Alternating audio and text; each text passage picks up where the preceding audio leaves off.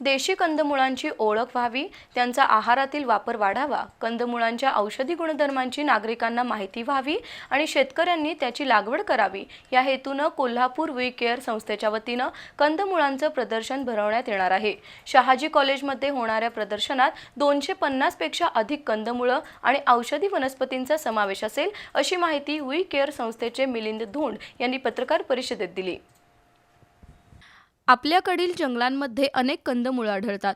या कंदमुळांची ओळख व्हावी आणि त्यांचा आहारातील वापर वाढावा, शेतकऱ्यांनी कंदमुळांची लागवड करावी या हेतूनं निसर्ग अंकुर संस्थेच्या मार्गदर्शनाखाली कोल्हापूर वी केअर आणि NGO कॅम्पेशन 24 संस्थेतर्फे एक विशेष प्रदर्शन भरवलं जाणार आहे।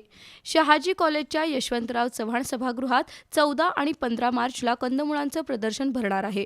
औषधी गुणधर्म असलेल्या कंदमुळाची ओळख व्हावी यासाठी मोहन माने यांच्या प्रयत्नातून हे प्रदर्शन आयोजित केल्याची माहिती वी केअरचे मिलिंद धोंड यांनी पत्रकार परिषदेत दिली।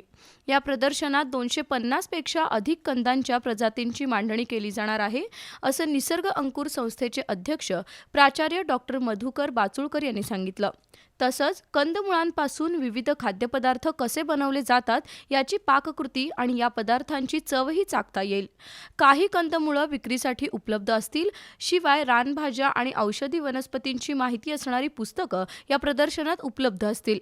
कर्नाटकातील जोयडा, म्हैसूर, मंगळूर, महाराष्ट्रातील बेल्हे, नाशिक, पालघर, गगनबावडा तसंच ओरिसा राज्यातील भुवनेश्वर, तमिळनाडूतील कोईमतूर, सेलम, वेल्लूर आणि केरळमधील वायनाड या भागातून ही कंदमुळं आणली आहेत। आपल्या मातीत वाढणाऱ्या आणि रोगप्रतिकारक शक्ती वाढवणाऱ्या कंदमुळांची माहिती घेऊन त्याचा आहारात वापर व्हावा, असं आवाहन मिलिंद धोंड यांनी केलंय। या प्रदर्शनात हळदीचे 30 प्रकार, रानहळदीच्या 4 प्रजाती, आल्याचे 16 प्रकार, रताळ्याचे 16 प्रकार, कांद्याचे 3, लसणाचे 3 प्रकार पाहायला मिळणार आहेत।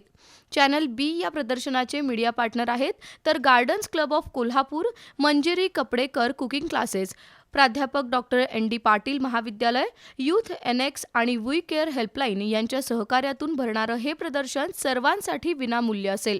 पत्रकार परिषदेला प्राचार्य डॉक्टर अशोक वाली, मोहन माने, पल्लवी कुलकर्णी, अभिजित पाटील उपस्थित होते।